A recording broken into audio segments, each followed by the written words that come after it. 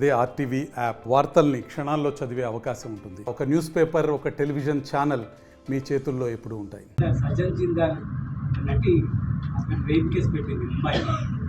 ఆ కేసు వ్యవహారంలో ఏపీలో ఐపీఎస్ అధికారులే రాజీ కుదిర్చేందుకు అక్రమ అరెస్టులు చేశారు. అక్రమంగా రాజీ కుదిర్చేందుకు ప్రీప్లాంట్గా చేశారు. గత ప్రభుత్వంలో బాస్ ఉన్నత ఆదేశాల మేరకే చేశారంటారు. అది మీ దృష్టికి వచ్చిందా?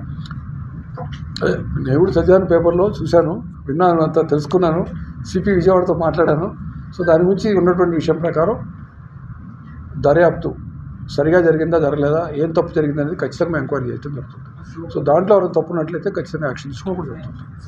ఏదైనా కానీ నేను ఏదో ఒకటి చెప్తున్నాను, తప్పు ఏదైనా జరిగితే అది ఫలానా వాళ్ళు చేశారా, ఎక్స్ చేశారా, వై చేశారా, వాళ్ళు చెప్తే చేశారా, వీళ్ళతో చెప్తే చేశారా కాకుండా ఏదైనా తప్పుగా చూడాలి. మనం తప్పుగా చూసి యాక్షన్ తీసుకోవాల్సి ఉంటుంది. అదేవిధంగా ఏదైనా మంచి పని జరిగి ఉంటే దాన్ని మళ్ళీ తప్పుదోవ పట్టించే వేరేగా వాళ్ళు చేస్తుంటే దాన్ని మళ్ళీ మనం కరెక్ట్ చేయాల్సి ఉంటుంది. సో ఏది అయినా కానీ పారదర్శకంగా ఉండాలి, చట్టానికి లోబడి పనిచేయాలి, చట్టాన్ని గౌరవిస్తూ మానవ హక్కులు గౌరవిస్తూ పనిచేయాలి. అదేవిధంగా ప్రజలకి చక్కటి పోలీసింగ్ ఇచ్చి పారదర్శకంగా ఇచ్చి ప్రజలకి జవాబుదారీతనంగా ఉండాలని చెప్పి నిర్ణయించుకోవడం జరిగింది. Thank you. మరిన్ని వీడియోస్ కోసం ఛానల్ ని సబ్స్క్రైబ్ చేయండి. లేటెస్ట్ అప్డేట్స్ కోసం వాట్సాప్ ఛానల్ ని ఫాలో చేయండి. అండ్ లింక్ డిస్క్రిప్షన్ లో ఉంది.